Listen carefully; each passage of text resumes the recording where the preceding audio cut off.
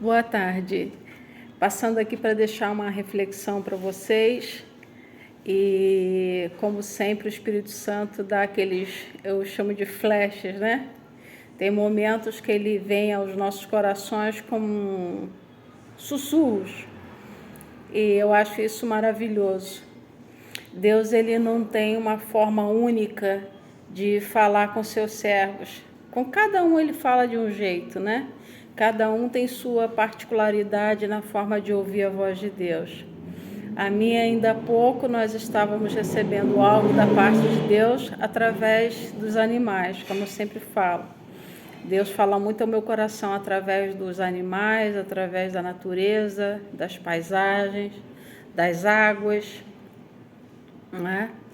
E às vezes ele fala diretamente com uma voz doce, com uma voz suave, com uma voz mansa, que eu creio que é uma das características de Deus quando ele fala com a gente para nosso consolo, né?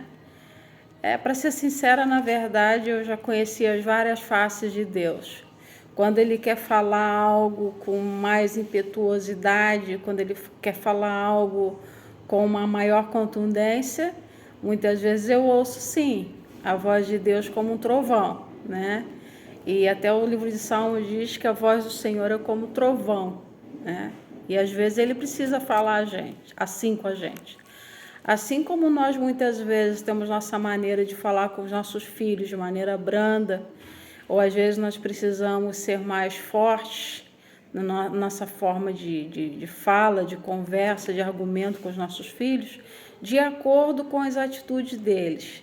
A verdade é que quando o filho é obediente, quando ele obedece, né, direitinho ali aquilo que nós estamos falando, aquilo que nós estamos orientando, os conselhos que nós estamos dando, a gente fala com mais mansidão. E quando nós vemos nosso filho aprontando, quando nós vemos nossos filhos indo por uns caminhos que não são de acordo com o nosso caráter, não são de acordo com os nossos valores, a gente tem sim que falar com os nossos filhos de forma mais dura.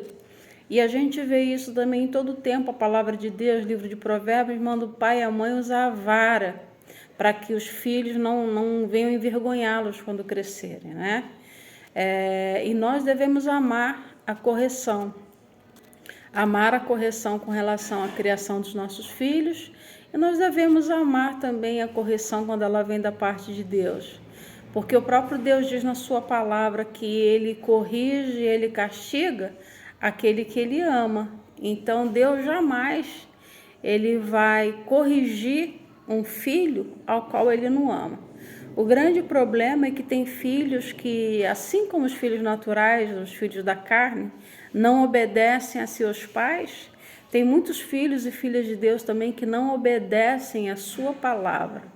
Sabem qual é a vontade do seu pai, sabem qual é a vontade da sua mãe, conhecem os valores dos pais, mas querem viver uma vida da maneira que eles acham que deve ser, da maneira que lhe agrada.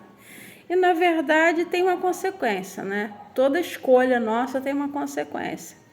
Assim como os nossos filhos, eles escolhem pelas escolhas dele, tem as consequências dos atos, tem as consequências das palavras, tem as consequências das decisões que eles tomam, não é diferente com cada um de nós que somos filhos de Deus.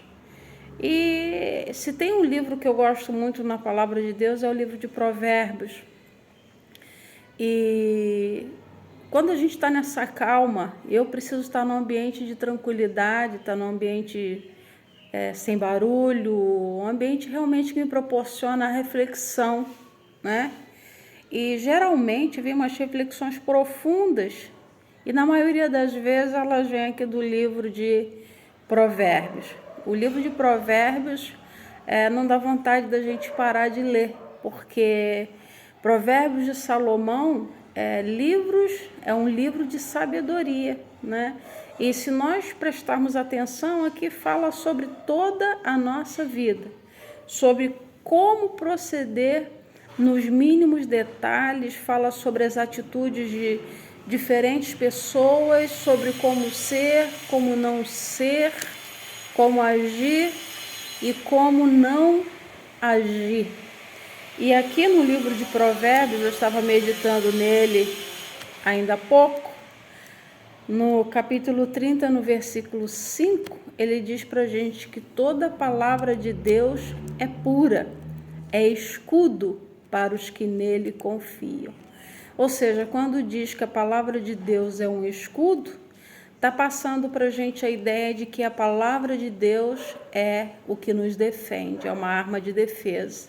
Então, quando nós estamos pautados, quando nós estamos com a nossa vida respaldada pela palavra de Deus, nós não precisamos temer um exército, nem 10 milhares de inimigos que se levantam contra nós, porque a palavra de Deus é o nosso escudo. E a palavra de Deus também, além de ser escudo, ela é a nossa arma de guerra, né? Ela nos defende, mas ao mesmo tempo é com ela também que a gente vai com tudo para cima do inimigo. E como diz que a palavra de Deus é a verdade, né? Não existe argumento quando nós estamos fundamentados na palavra de Deus, que é a verdade. E a palavra de Deus, em tudo aquilo que ela fala, o fundamento dela sempre será a verdade. Por mais que tentem, né, distorcer, por mais que tentem manipular, por mais que tentem dar um jeitinho e várias interpretações para a palavra de Deus, ela sempre será a verdade. E um texto que Paulo diz no Novo Testamento, que eu gosto demais, é que quando ele fala que a igreja é a coluna e é o esteio da verdade. Ou seja, a igreja deve se erguer, a igreja deve ser construída, a igreja deve ter a sua base na verdade. E Jesus, ele ensina muito bem sobre isso quando ele fala: seja o vosso falar, ou seja, o nosso, como servos dele, ele é a verdade. Ele diz: seja o vosso falar sim, sim, não, não, porque o que passa disso é de procedência maligna. Então, tudo que nós falamos deve ser firmado, respaldado, alicerçado, fundamentado na palavra de Deus. Mas eu não quero me deter nesse texto, nem nesse assunto, mas em algo que me chamou muito a atenção, e a gente vê isso direto acontecendo ao nosso redor com algumas pessoas, quando ele fala sobre sanguessuga. No capítulo 30, no versículo 15 e 16, tem uma lição interessante aqui sobre a sanguessuga, aquele animalzinho, né? Que encolhe, estica e vive sugando outros animais, vivem às custas de outro ser. A sanguessuga, então, é um parasita. Parasita é todo aquele que vive à custa do outro, que vive à custa do sucesso do outro, que vive à custa da desgraça do outro, que vive à custa do sucesso do outro, que vive à custa do sacrifício que o outro faz. E é interessante a Bíblia falar sobre esse assunto. E ele diz que a sanguessuga, né, caracterizando aqui um tipo de pessoa, ela tem duas filhas, a saber, dá. Aqui fica muito claro. Uma pessoa que tem uma característica de sanguessuga, ela não sabe a não ser uma coisa: tirar do outro, querer só para si, viver às custas do outro, do sacrifício do outro, dos benefícios do corpo de outro ser, né? E ela só tem duas atitudes: querer tirar do outro para si. Então eu vejo aqui que a característica de uma pessoa sanguessuga, em primeiro lugar, é o egoísmo. né? Uma pessoa sanguessuga é egoísta, ele não quer saber se ele vai tirar os nutrientes do outro, ele não quer saber se ele está prejudicando a outra pessoa, ela não quer saber se ela vai deixar a outra desnutrida, ela não quer saber se vai deixar o outro sem característica de sobrevivência, ela pensa na sua própria sobrevivência, então ela é uma sanguessuga, né? Vive às custas do outro, em detrimento do sofrimento alheio, do prejuízo alheio, pensando somente na sua manutenção e na sua sobrevivência. E quando ele começa a falar que algumas coisas ainda com relação, eu consigo fazer essa associação aqui, né? Porque segue o próximo versículo falando de algumas coisas que se assemelham às sanguessugas. E ele diz assim, olha, estas três coisas nunca se fartam.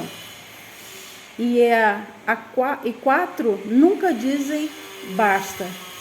E o autor do livro de Provérbios, que é Salomão, ele vai comparar a sanguessuga a 4 elementos, vamos dizer assim, se é que a gente pode chamar de elementos, interessantes, ou circunstâncias, né?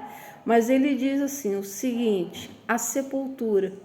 Você já parou para pensar, ontem nós estivemos presentes, né, num cemitério, e a gente vê ali muitos túmulos.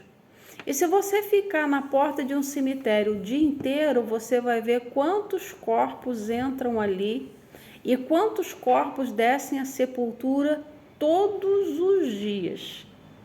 Não existe um dia que não morra uma pessoa num determinado local. Não vamos falar nem a nível de mundo, nem de Brasil, nem de estado, não. Vamos falar a nível de cidade. Eu duvido encontrar uma cidade onde não morra pelo menos uma pessoa por dia. Então, aqui diz que assim também são as sanguessugas, são iguais à sepultura, elas nunca se fartam de corpos, elas nunca se fartam de defuntos, elas nunca se fartam da desgraça humana, porque a morte do ponto de vista humano, né, é uma desgraça, e porque foi consequência da desobediência do primeiro casal que Deus criou, que foram Adão e Eva. Mas a sepultura, ela nunca diz basta, não precisa jogar mais nenhum corpo aqui. Então, ela, por mais que tenha pessoas sendo enterradas, a sepultura nunca vai dizer basta. Parece que sempre quer mais, quer mais, quer mais, né? Não importa se a pessoa partiu de velhice, se a pessoa partiu de uma doença incurável, se foi um sofrimento terrível daquele corpo. A grosso modo, eu estou fazendo essa comparação, mas é a realidade, né? A realidade é essa, não importa, né? Vai rico, vai pobre, não importa o poder econômico, o poder aquisitivo, não importa se é uma pessoa bonita, se é uma pessoa feia. Então, a sepultura sempre quer mais. Gente, isso é terrível. Uma pessoa ser comparada a sanguessuga, e a sanguessuga tendo um paralelo traçado com a sepultura. Ou seja, para as sanguessugas não existe poder, não existe condição social, não existe nem situação alguma humana que possa dizer, não, esse aí eu não vou sugar, porque isso é mau caráter, é próprio das pessoas sanguessugas, sem se preocupar com a realidade, sem se preocupar com a condição do outro. Ela simplesmente quer tirar para si todo o proveito. Assim como a sepultura, que não tem rico, não tem pobre, não tem status para a sepultura, mas recebe todos os dias diferentes tipos de corpos de pessoas dos diversos segmentos da sociedade. É um pouco... É forte falar sobre isso, mas é a realidade. E as pessoas que são sanguessugas são desse jeito. Fala sobre uma outra coisa que não se farta nunca, é a madre estéril. Ou seja, O sonho de toda mulher é ser mãe, a gente sabe disso.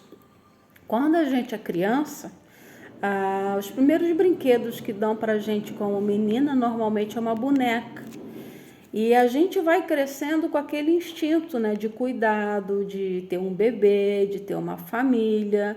Alguns, infelizmente, pelas experiências que passam em família, né, já não tem muito esse desejo não, mas o natural, o normal é que nós como meninas, a gente desde criança começa com aquela coisa de ter um bonequinho, de cuidar daquele bonequinho, de amamentar o bonequinho, de trocar roupa, de dar banho.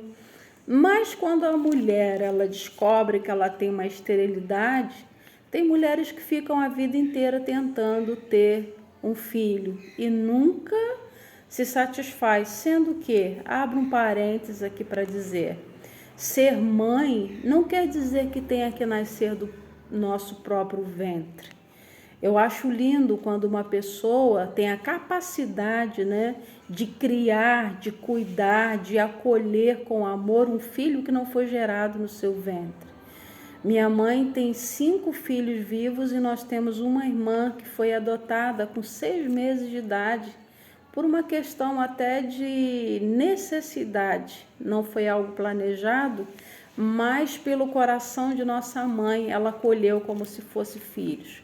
E muitos outros que vieram depois fazer, né, parte da nossa casa, do nosso convívio, foram acolhidos como família. Então, eu acho também que a pessoa que é estéril e vive uma vida inteira com aquela obsessão, sabe que tem um problema, muitas vezes genético, emocional, não sei, tem a questão física, algumas, né, como temos um caso em família que tem um útero infantil, que não podem gerar, não conseguem levar uma gestação até o final.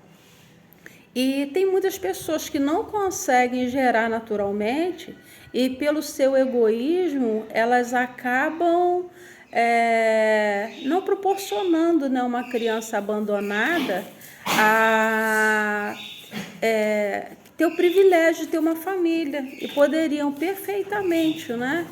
Poderiam perfeitamente adotar uma criança e fazer com que essa criança tivesse um lar.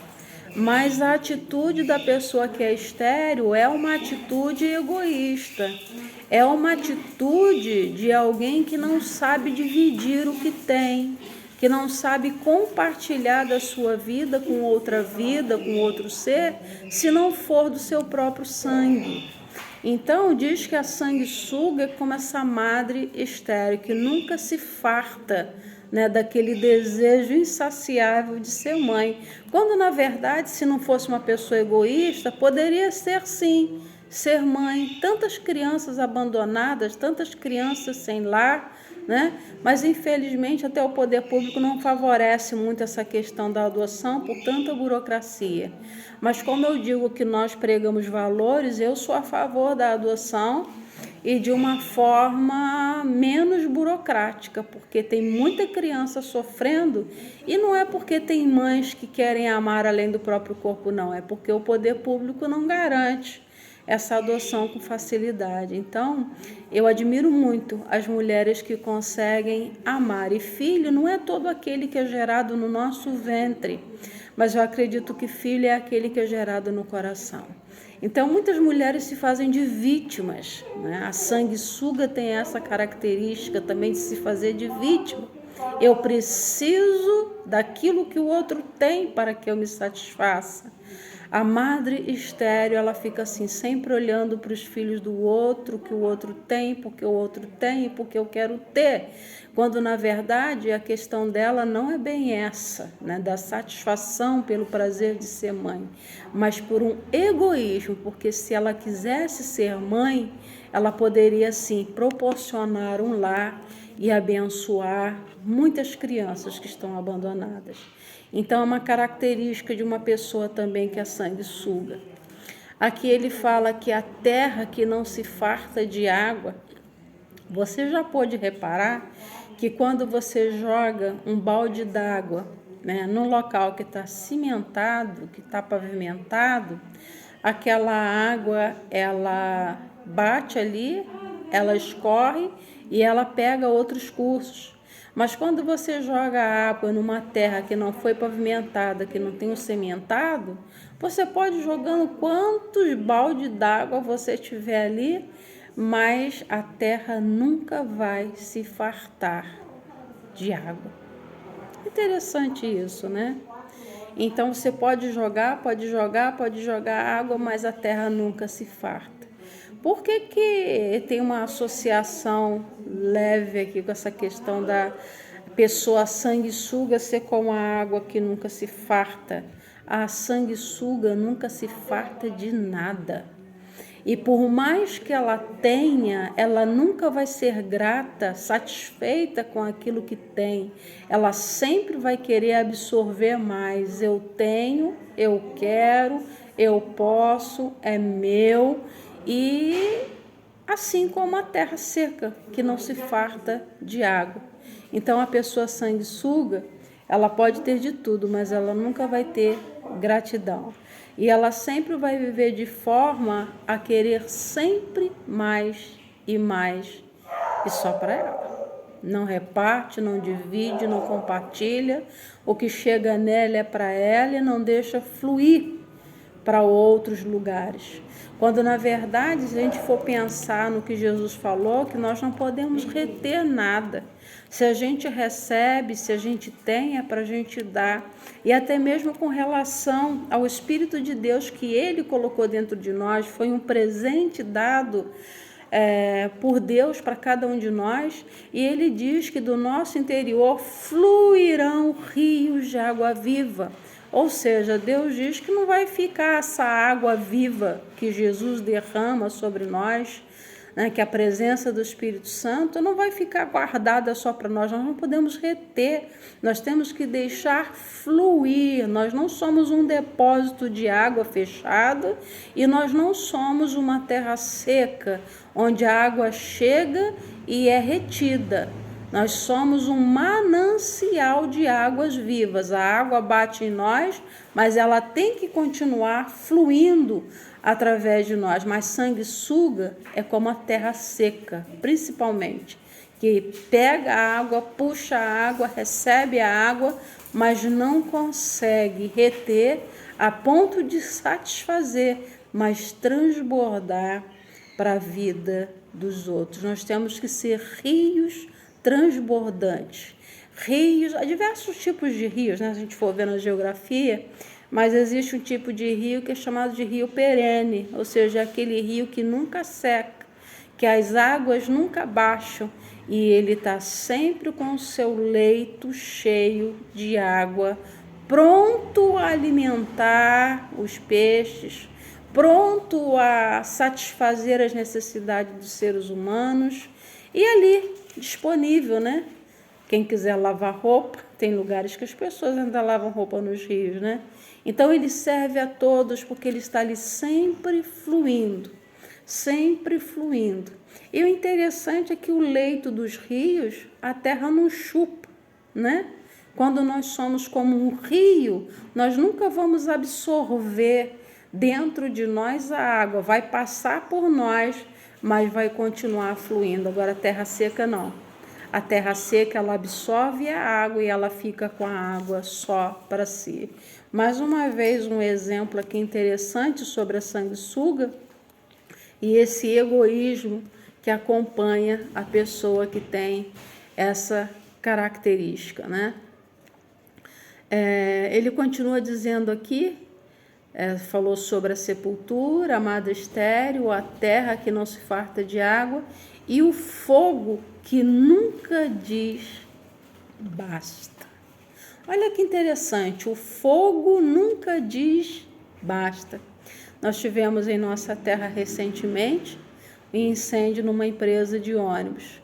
E eu fiquei apavorada com aquela quantidade de ônibus incendiados lá em Petrópolis, né? Nós estamos fora de nossa cidade. Quando eu fiz uma pergunta em pensamento para mim mesma. O fogo começou por um. Será que não teve ninguém capaz de avisar, né, de pegar um telefone, de avisar as autoridades competentes, no caso o Corpo de Bombeiros, para que tão logo fosse dar um fim para aquele foco de incêndio, mas pelo contrário, alguma coisa estranha aconteceu ali e o fogo começou provavelmente num veículo e foi comendo, foi lambendo, quase 80 veículos foram queimados pelo fogo. Você vê prédios que pegam fogo, de vez em quando a gente vê notícias, né, na TV, começa dentro de uma casa e aquele fogo vai se espalhando, e é com uma rapidez assim imensa. E o fogo ele vai comendo, né? Ele vai destruindo tudo que ele vê pela frente. Parece que o fogo também é, digamos assim, insaciável. O que ele puder pegar pela frente e ir acabando, destruindo, e toma um e toma outro. E vai assim, né? Até acabar com uma extensão enorme. Se é num mato, por exemplo, um mato seco, você risca um fósforo num trechozinho do mato e de repente você vê o incêndio pegando uma floresta, né? Então aqui ele diz que o fogo nunca diz basta. Tem pessoas que são também sanguessuga e destroem como fogo, né? Vai destruindo, destrói o caráter, destrói a imagem, destrói a autoestima, destrói a saúde, destrói a vida financeira, destrói a vida em família, vai destruindo as amizades, né? E como que isso de repente pode acontecer? Aí eu trago novamente para um outro texto da palavra de Deus, no livro de Tiago, quando diz que a nossa língua é como uma pequena fagulha que incendeia uma floresta. A sanguessuga, ela tem um poder de destruição na língua terrível e ela vai destruindo todas as pessoas com quem ela não tem muita afinidade, ela vai destruindo tudo se ela tiver uma diferença com essa pessoa. Então, se ela tem algo contra essa pessoa, ela vai como fogo e nunca é o suficiente. É terrível você ser comparado com uma pessoa sanguessuga. Deus, na sua palavra, no livro de Isaías, ele chama a gente sim.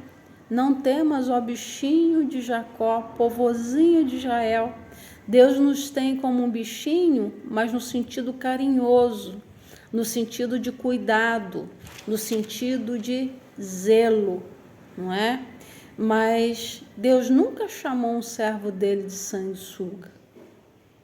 Se alguém tem essas características de sanguessuga, com certeza essa pessoa serve ao inimigo de nossas almas. Ela não serve a Deus.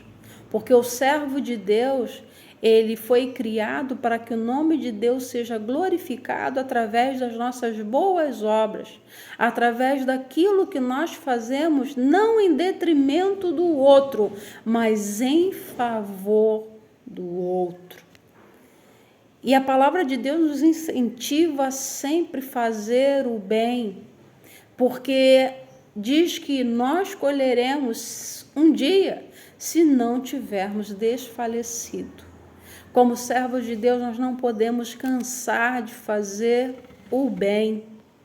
Muito contrário da sanguessuga, que não cansa de fazer o mal, não cansa de destruir tudo o que vê pela frente, pelo simples prazer do seu egoísmo, pelo simples prazer da sua autossatisfação, pelo simples prazer daquilo que possa engrandecer o seu ego.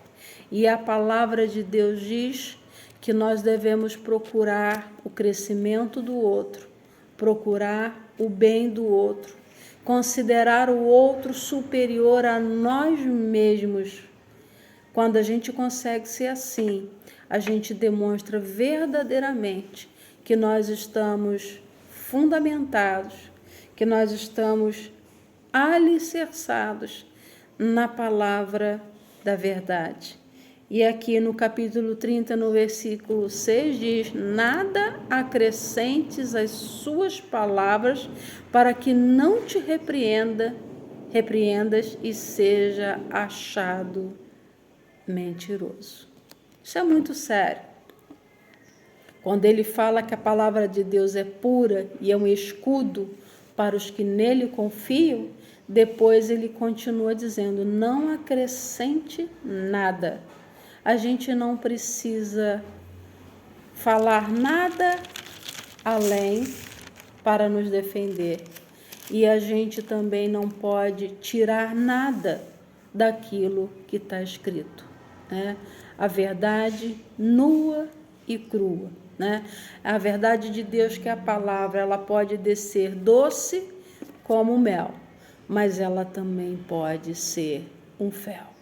Se nós somos servos de Deus, se nós procuramos viver uma vida de acordo com os parâmetros da palavra de Deus, de acordo com aquilo que o nosso Deus espera de cada um de nós, com certeza as palavras da nossa boca trarão vida.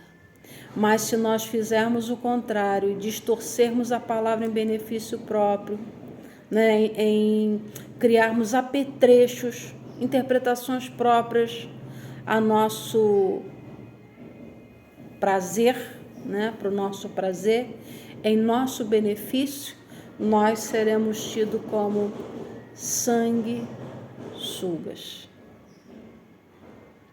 E eu pergunto nesse momento: como você tem vivido a sua vida de servo de Deus? Alguém que está sempre transbordando em favor do próximo, alguém que está sempre deixando fluir rios de água viva e a verdade através dos seus atos, através das suas palavras, através dos seus pensamentos, ou você tem sido como a sanguessuga, fazendo de tudo que for preciso em benefício próprio, mesmo que isso custe o prejuízo do outro? Fica aqui a nossa reflexão dessa tarde. Que cada um de nós possa viver aquilo que prega e pregar aquilo que vive. E eu encerro com uma frase que eu sempre gosto de dizer também: pregue se for preciso, usando palavras, mas que a sua vida seja a maior pregação. Que muitas vezes não precisemos, né, falar muitas coisas para que vejam as palavras da verdade através de nós, mas que as pessoas olhem para nós e possam ver que nós somos a verdade, o Verbo vivo, a palavra de Deus encarnada. Que Deus nos abençoe.